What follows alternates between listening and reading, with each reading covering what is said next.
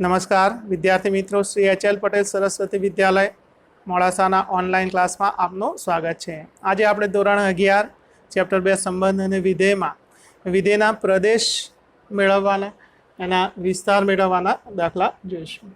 તો fx is equal to 1 upon fx is equal to x square plus 3x plus 5 upon x square minus 5x plus 4 હોય તો આ વિધેયનો પ્રદેશ શોધો।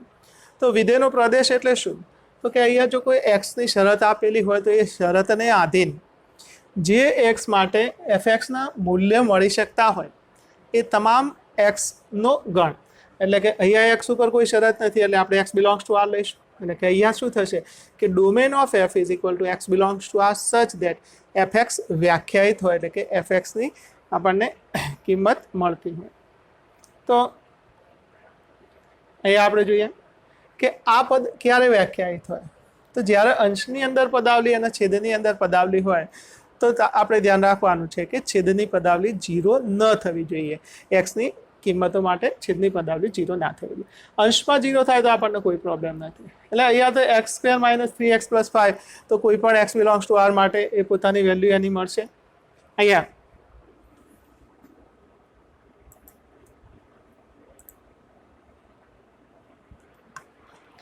तो कोईपण x belongs to r माटे x² + 3x + 5 ની તો વેલ્યુ મળશે જ, પણ તમામ x માટે આની વેલ્યુ નોન ઝીરો વેલ્યુ મળવી જોઈએ। છેદની કેવી હોવી જોઈએ? Non zero. અંશની તો કોઈ પણ હોય તો પણ ચાલશે, અંશમાં તો 0 થશે તો પણ વાંધો નથી। બાકીની માટે તો કોઈ પણ વેલ્યુ અહીંયા વેલિડ છે, એટલે કે અંશ ભાગ્યા છેદ એ પ્રકારનું પદ હોય તો છેદ નોટ ઇક્વલ ટુ 0 રહેવું જોઈએ। તો આપણે જોઈએ તો કે x² - 5x + 4 = 0 માટેના x આપણે જોઈએ તો x² - 5x + 4 = 0 હોય તો આના અવયવ પાડતા તમને આવડે છે એ રીતે અવયવ આના પાડીએ તો x - 4 × x - 1 = 0। હવે ઇક્વલ ટુ હોય બે વિધેયનો કોઈ પણ બે સંખ્યાઓનો ગુણાકાર 0 હોય તો આપણને ખબર છે કે એમાંથી ઓછામાં ઓછી એક 0 હોય, એટલે આપણે લખી શકીએ કે x - 4 = 0 અથવા x - 1 = 0 કે બંને 0 હોય તો પણ આપણને પ્રોબ્લેમ નથી। અથવાની અંદર આપણે જાણીએ છીએ અથવાનો મતલબ ઓછામાં ઓછા એક 0 હશે અહીંયા આ બેમાંથી, તો બંને 0 હોય તો પણ કંઈ વાંધો નથી। એટલે કે x - 4 = 0 એટલે કે x = 4 અથવા x - 1 = 0 એટલે કે x = 1, એટલે કે અહીંયા x = 1 અને x = 4 માટે આ પદ 0 થાય એ સિવાય 0 થશે નહીં, એ સિવાય બાકીના બધા માટે એની વેલ્યુ મળશે। તો આપણે કહી શકીએ કે અહીંયા જે પદ આપણને આપેલું છે એમાં 1 અને 4 સિવાયની તમામ વાસ્તવિક સંખ્યાઓ માટે આ fx ના મૂલ્યો મળે છે, એટલે કે f એ x = 1 અને 4 સિવાયની તમામ વાસ્તવિક સંખ્યા પર વ્યાખ્યાયિત છે। માટે domain of f A r માંથી ફક્ત બે કિંમતો આપણે બાદ કરવાની થશે 1 અને 4, એટલે માઇનસ ગણની અંદર 1 4। હવે વિદ્યાર્થી મિત્રો તમારે આવું ના લખવું હોય ને અહીંયા આ રીતે લખશો તો પણ ચાલશે કે આપણે અહીંયા શું શોધ્યું છે કે છેદ 0 હોય તો x ની કઈ કઈ વેલ્યુ છે, તો આ વેલ્યુ આપણે લેવાની નથી। અથવા તમે પહેલેથી કહી દો કે છેદ નોટ ઇક્વલ ટુ 0 પરથી શું શરત મળે છે તો અહીંયા x² - 5x + 4 not equal to 0, તો અવયવ તો એ જ રીતે આવશે x - 4 × x - 1 not equal to 0।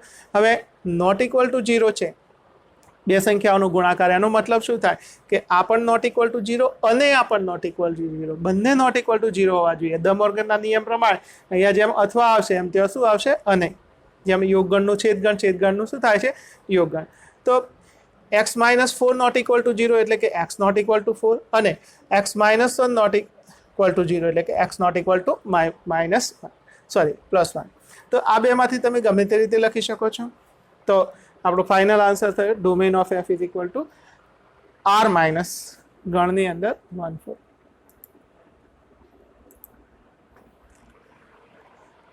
આગળનો એક્ઝામ્પલ જોઈએ fx is equal to x² + 2x + 1 upon x² - 8x + 12 નો પ્રદેશ શોધો। અહીંયા x ઉપર બીજી કોઈ શરત નથી એટલે domain of f x belongs to r, fx વ્યાખ્યાયિત હોય। આપણને ખબર છે કે અંશ અપોન છેદ તો ક્યારે વ્યાખ્યાયિત હોય? જ્યારે છેદ નોટ ઇક્વલ ટુ 0 હોય તે તમામ કિંમતો માટે વ્યાખ્યાયિત હોય। તો છેદ 0 ક્યારે છે એ શોધવાનો પ્રયત્ન કરીએ તો x² - 8x + 12 = 0। આના અવયવ થશે x - 6 × x - 2, તો x - 6 × x - 2 = 0. That means x - x equal to 6 અથવા તો x ઇઝ ઇક્વલ ટુ 2. એટલે આ બે વેલ્યુ માટે આ જે છે 0 થશે. એટલે કે f2 અને f3 મૂકીએ તો અંશની અંદર જે પદ મળવું હોય તે મળે, પણ છેદ 0 થઈ જાય. જે આપણે છેદ 0 હોય એવા પદ આપણે કેન્સલ કરવાના છે. તો ડોમેન ઓફ એફમાં શું આવશે? તો r માઇનસ ગણની અંદર 2 અને 6. નીચેના વિધેયોના વિસ્તાર શોધો. વિસ્તાર એટલે કે fx એ કઈ કઈ કિંમતો ધારણ કરે છે એ શોધવાનું છે આપણે. તો fx is equal two 2 minus 3x, x is greater then 0, x belongs to r. તો અહીંયા x એ વાસ્તવિક સંખ્યા છે પણ ધન છે. તો આપણે x ઉપરથી fx ની વેલ્યુ કેવી હશે એ આપણે શોધવાનો પ્રયત્ન કરીએ. તો x ઇઝ ગ્રેટર દેન 0. આ પ્રકારના પદ બનાવવાનો પ્રયત્ન કરીએ. તો -3 છે, બંને બાજુ -3 વડે ગુણીએ. તમે જાણો છો કે માઇનસ વડે ગુણીએ એટલે અસમતામાં ફેરફાર થાય. તો એ ગ્રેટર દેન છે તો લેસ દેન આવશે. -3x less than 0.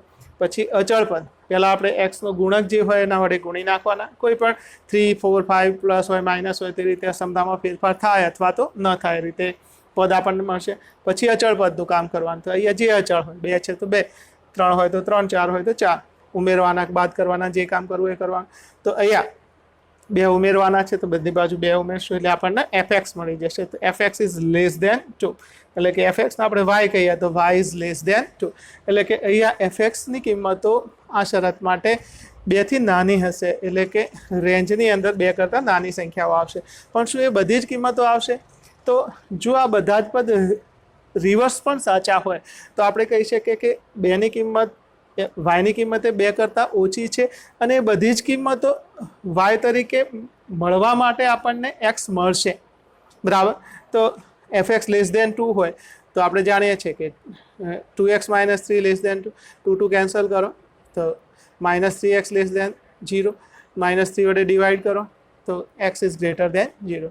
વિદ્યાર્થી મિત્રો ખાસ ધ્યાન રાખવાનું, અસમતામાં જ્યારે આપણે ગુણાકાર કે ભાગાકાર કરીએ છીએ ત્યારે એ સંખ્યા ધન હોય તો અસમતા બદલાય, અસમતા ન બદલાય, પણ ઋણ હોય તો અસમતા બદલાય. ઉમેરવામાં તમે ધન કે ઋણ સંખ્યા ઉમેરો એનાથી અસમતામાં કોઈ ફેરફાર થાય નહીં. તો અહીંયા આપણે જાણીએ છીએ કે પ્રત્યેક y લેસ દેન 2 માટે આપણને અહીંયા x મળે છે. તો આપણે કહી શકીએ કે રેન્જ ઓફ f એ આવશે y લેસ દેન 2, એટલે કે -∞ to 2 ઓપન ઇન્ટરવલ. અહીંયા fx is equal to x square plus 2x belongs to r. તો x બિલોંગ્સ ટુ r છે તો પહેલાં આપણે x વાળું પદ બનાવીએ. તો x સ્ક્વેર કેવો હોય? તો કે x square is greater than or equal to 0. એમાં 2 ઉમેરવાના છે તો x square plus 2 is greater than or equal two 2. એટલે કે fx, તો આ fx greater than or equal two 2, એટલે કે y is greater than or equal two 2. અને એ જ રીતે તમે y greater than or equal two 2 લઈને x બિલોંગ્સ ટુ r મેળવી શકો છો. એટલે રિવર્સ બધા સ્ટેપ સાચા છે. તો આપણે 2 બાજુ ઇમ્પ્લાય કરી શકીએ છીએ. એમ આગળના એક્ઝામ્પલમાં કર્યું છે એ રીતે. ડબલ ઇમ્પ્લિકેશનમાં પદ બંને બાજુ સાચા હોવા જોઈએ. તો અહીંયા આપણી રેન્જ આવશે 2 અથવા 2 કરતાં મોટી સંખ્યા, એટલે કે close interval 2 to infinity. fx is equal to x, તો સ્વાભાવિક છે કે x belongs to r imply. હવે x એટલે fx છે, fx બિલોંગ્સ ટુ r, એટલે કે y બિલોંગ્સ ટુ r, બંને બાજુ સાચા છે. એટલે કે range of f is equal to r. આપણે જોયું છે કે આ તો તદેવ વિધેય r પરનું શું છે? તદેવ વિધેય. એનો ગ્રાફ પણ જોયો છે કે એનો ગ્રાફ રેખા આવશે. બરાબર. એમાં પણ આપણે ગ્રાફ ઉપરથી રેન્જની વાત કરી હતી, એ રીતે પણ તમે વિચારી શકો. નીચેના વિધેયોના પ્રદેશ અને વિસ્તાર શોધો. તો fx is equal two minus mode of x. તે x ની કઈ કિંમત માટે આ પદ વ્યાખ્યાયિત હોય? તો કે આપણને ખબર છે કે for all x belongs to r mode x આપણને મળે, કોઈને કોઈ કિંમત મળશે. તો એની આગળ આપણે માઇનસ કરીએ તો માઇનસ મોડ ઓફ x પણ આપણને મળશે. એટલે કે fx વ્યાખ્યાયિત છે, એટલે કે ડોમેન ઓફ f શું થશે? r. હવે x ઉપર કોઈ શરત નથી એટલે x બિલોંગ્સ ટુ r આપણે લઈએ. ઇમ્પ્લાઇડ એન્ડ ઇમ્પ્લાઇડ બાય, એટલે કે ડબલ ઇમ્પ્લાઇઝ. મોડ x કેવો થશે? તો greater than or equal to 0. એને આપણે માઇનસ વડે ગુણીએ તો માઇનસ મોડ x કેવો થાય? Less than or equal to 0. અસમતા બદલાશે. માઇનસ મોડ x એટલે fx less than or equal to 0, એટલે કે y કેવું થાય? Less than or equal to 0. બંને બાજુ બધા પદ સાચા છે એટલે આપણે કહી શકીએ કે આની રેન્જ જે છે એ less than or equal to 0 છે. તો અહીંયા રેન્જ ખોટી લખેલી છે. -∞ ટુ 0 ક્લોઝ એવી આપણે લખવાની છે. વિદ્યાર્થી મિત્રો અહીંયા લખવામાં ભૂલ છે. બરાબર. અહીંયા આવશે open interval -∞ to 0, 0 side close થશે. F x is equal to root of 9 minus x square. તો જેમ આપણે અંશ ભાગ્યા છેદમાં આપણે પ્રદેશ શોધીએ છીએ તેની અંદર ખાસ મહત્વની વસ્તુ છે કે છેદ 0 ના થવો જોઈએ. તો અહીંયા રૂટવાળું જ્યારે પદ આવે ત્યારે અંદરનું પદ હંમેશા greater than or equal to 0 હોવું જોઈએ, તો જ આપણને એનું આ નોન નેગેટિવ સ્ક્વેર રૂટ અનઋણ વર્ગમૂળ આપણને મળે. તો અહીં એફ એક્સ વ્યાખ્યાયિત થવા માટે અંદર જે પદ હોય તે અહીંયા 9 માઇનસ એક્સ સ્ક્વેર છે, તો 9 minus x square is greater than or equal to 0 હોવા જોઈએ. અહીંયા એક્સ ઉપર બીજી કોઈ શરત નથી એટલે એક્સ બિલોંગ્સ ટુ આર માટે આપણે વિચારશું. તો 9 minus x square is greater than or equal to 0. તો 9 ઇઝ માઇનસ પેલ બાદ જશે પ્લસ થશે. 9 is greater than or equal to x square, એટલે કે x square is less than or equal to 9. તો અહીંયા મોડ એક્સ આનું વર્ગમૂળ આપણે વિચારીએ તો એક્સ સ્ક્વેરનું નોન નેગેટિવ વર્ગમૂળ, તો mod x less than or equal to કેવા થશે 3. તો એક્સની કિંમતો કેવી થાય? તો mod x less than or equal to 3 હોય તો એક્સની કિંમતો થાય -3 less than or equal to x less than or equal to 3. અહીંયા આ માનાંક આપણે જ્યારે લેસ દેન માટે છોડવા હોય તો આનું એક બાજુ માઇનસ મૂકવું, બીજી બાજુ પ્લસ મૂકવાના, મોડની અંદર જે પદ હોય એ વચ્ચે મૂકવાનું. એટલે કે આ મોડ છોડવો છે આપણે લેસ દેન માટે, less than or equal to હોય તો less than or equal to લખવાનું, લેસ દેન હોય તો લેસ દેન લખવાનું. તો mod of x less than or equal to અહીંયા કોઈ પણ સંખ્યા હોય તો એક બાજુ લેફ્ટ સાઈડ માઇનસ કરવાના, એના રાઈટ સાઈડ પ્લસ કરવાના, આમાંથી મોડ છોડી દેવાના. તો એ સૂત્ર વાપરી શકાય. અથવા તો તમે સીધું x square less than or equal to 9, તો કઈ સંખ્યાઓના વર્ગ જે છે 9 અથવા 9 કરતાં ઓછા હોય? તો કે -3 થી 3 સુધીની વચ્ચેની જેટલી પણ સંખ્યાઓ છે એના મોડ જે છે એના સ્ક્વેર જે છે એ 9 કરતાં ઓછા હોય. આપણે જાણીએ છીએ કે અહીંયા 0નો સ્ક્વેર 0 થાય, 1નો સ્ક્વેર 1 થાય, 2નો સ્ક્વેર 4 થાય, 3નો સ્ક્વેર 9 થાય, 4નો સ્ક્વેર તો 16 થઈ જાય, અથવા બીજી કોઈ સંખ્યાઓના સ્ક્વેર 9થી વધી જાય. પણ માઇનસના વર્ગ એવા જ હોય જેવા પ્લસના હોય કે -1નો સ્ક્વેર +1, -2નો સ્ક્વેર +4, -3નો સ્ક્વેર તો 9 સુધી આવશે. પણ -3 થી નાની સંખ્યા લો, -4 લો તો એનો વર્ગ વધી જશે. એટલે અહીંયા ડોમેન ઓફ એફ, તો આ એક્સની કિંમતો ક્લોઝ ઇન્ટરવલ -3 to 3. હવે ક્લોઝ ઇન્ટરવલ -2 થી 3 ની વચ્ચે જે સંખ્યાઓ છે એના માટે આ એફ એક્સ કેવી વેલ્યુ આપણને આપશે તો એ જોવું હોય તો અહીંયા આપણે એના ડોમેનથી શરૂ કરીએ કે એક્સની ડોમેનમાં જે કિંમત હોય એના માટે એફ એક્સ કઈ વેલ્યુ મેળવશે. તો x belongs to close interval -3 to 3. આપણે એનો વિસ્તાર ગણવો છે તો આપણે પહેલાં લખીએ કે -3 less than or equal to x less than 3, એનો સ્ક્વેર કરીએ તો આપણે આ પ્રકારનું પદ લાવવાનું છે 9 માઇનસ એક્સ સ્ક્વેર, એનું અનઋણ વર્ગમૂળ. તો સ્ક્વેર કરીએ તો આપણે જાણીએ છીએ કે -3 થી +3 ની વચ્ચે સંખ્યાઓ હોય તો એના સ્ક્વેર છે એ 0 થી 9 ની વચ્ચે આવશે. Square always greater than or equal to 0 તો હોય જ, અને અહીંયા આવશે less than or equal to 9. Okay, તો માઇનસ વડે ગુણીએ આખી અસમતાને તો 0, અસમતા બદલાઈ જશે, greater than or equal to -x square greater than or equal to -9. અને આપણે લેસ દેન સ્વરૂપમાં લખીએ તો -9 less than or equal to -x square less than or equal to 0. 9 ઉમેરીએ તો 9 - 9 less than or equal to 9 minus x square less than or equal to 0 + 9. તો અહીંયા થશે 0 less than or equal to 9 minus x square less than or equal to 9. આ non negative square route આનું મેળવવું હોય તો શું થશે? 0નું 0, 9નું 3. તો 0 less than or equal to square root of 9 minus x square is less than or equal to 3, non negative square root. તો આ છે એફ એક્સ. તો 0 less than or equal to f x less than or equal to 3. F એક્સને આપણે y કહીએ તો વાયની value 0 less than or equal to y less than or equal to 3. હવે આ તો y 0 less than or equal to y less than or equal to 3 આપણને મળ્યા કે આની વચ્ચે જ હશે. 0, 3 અને 0 અને 3 ની વચ્ચે વાય હોઈ શકે છે, પણ એ તમામ વાય માટે આપણને એક્સ મળશે. તો આ બધા રિવર્સ સ્ટેપ પણ સાચા છે અને એક્સ આપણને એના અનુરૂપ એક્સ એ -3 થી +3 ની વચ્ચે એટલે કે ડોમેનની અંદર આપણને મળે છે. તો આપણે કહી શકીએ કે range of f is equal to close interval 0 to 3.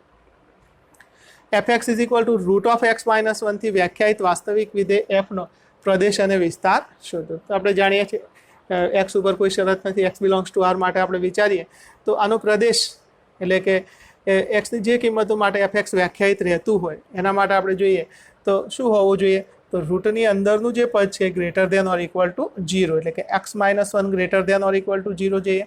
તો એક્સ ઇઝ કેવા મળશે આપણને greater than or equal to 1 અને બીજી કોઈ કન્ડિશન નથી એટલે એક્સ બિલોંગ્સ ટુ આર. તો આપણે કહી શકીએ કે આનો પ્રદેશ જે છે close interval 1 to open infinity. હવે એનો વિસ્તાર મેળવવા માટે આપણે આ પ્રકારનું પદ બનાવીએ. તો પ્રદેશની કિંમતો માટે x greater than or equal to 1 એના પરથી આ પ્રકારનું પદ લાવીએ. તો બે બાદથી આપણે 1 બાદ કરીએ તો x minus 1 less than or equal to 1 minus 1 એટલે અથવા તો 1 આ બાજુ આવી ગયા તો x minus 1 greater than or equal to 0. તો એનો નોન નેગેટિવ સ્ક્વેર રૂટ એ પણ greater than or equal to 0. Y is કેવા મળશે આપણને greater than or equal to 0. બધા રિવર્સ સ્ટેપ પણ સાચા છે એટલે આપણે કહી શકીએ કે range of f is equal to 0 અથવા 0 થી મોટી સંખ્યા એટલે કે close 0 to infinity. fx is equal to mod of x minus 1 થી વ્યાખ્યાયિત વિધેયનો પ્રદેશ અને વિસ્તાર શોધો. તો અહીંયા ક્લિયર છે કે for all x belongs to R એક્સની કોઈ પણ કિંમત લો એક્સ માઇનસ 1 આપણને મળશે કોઈ પણ વાસ્તવિક સંખ્યા એનો મોડ કરશું તો દરેકના મોડ આપણને મળે જ વાસ્તવિક સંખ્યાઓના. તો આનો ડોમેન થશે એટલે કે for all x belongs to R mod of x minus 1 વ્યાખ્યાયિત છે માટે domain of f is equal to R. હવે x belongs to R implied એના ઉપરથી આપણે આ પ્રકારનું પદ બનાવવાનો પ્રયત્ન કરીએ.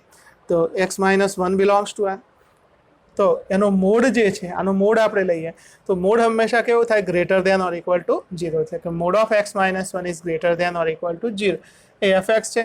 તો fx is greater than or equal to 0 એટલે કે y greater than or equal to 0. બંને બાજુ બધા પદ સાચા જ છે એટલે બે બાજુ ઇમ્પ્લાઇઝ કરીશ તો રેન્જ ઓફ એફ થશે 0 અથવા 0 થી મોટી સંખ્યાઓ એટલે કે close interval 0 to open infinity.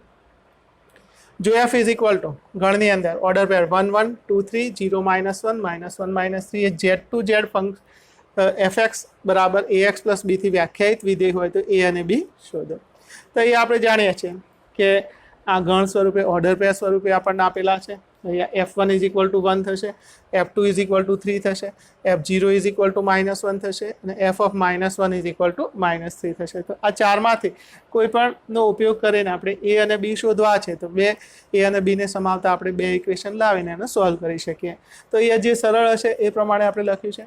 તો f0 ઇઝ ઇક્વલ ટુ -1 નો પહેલાં ઉપયોગ કર્યો તો f0 શું થશે a ઇન્ટુ 0 પ્લસ બી. તો a into 0 plus B is equal to -1 આ તો 0 થઈ ગયા b ઇઝ ઇક્વલ ટુ -1. બીજું આપણે ઉપયોગ કરીએ અહીંયા f1 ઇઝ ઇક્વલ ટુ 1 નો તો f1 શું થશે a ઇન્ટુ 1 પ્લસ બી. તો a into 1 plus B is equal to 1. તો a plus B is equal to 1 એમાં b ની વેલ્યુ મૂકી -1 આપેલ બાદ જશે એટલે +2 એટલે a ઇઝ ઇક્વલ ટુ +2. તો આ રીતે વિદ્યાર્થી મિત્રો આપણે વિધેયના પ્રદેશ અને વિસ્તાર શોધવાના એક્ઝામ્પલ જોયા. આ વિડીયો તમને પસંદ આવ્યો જ હશે તો વિડીયોને લાઇક કરજો અને ચેનલને સબસ્ક્રાઈબ કરજો. Thank you.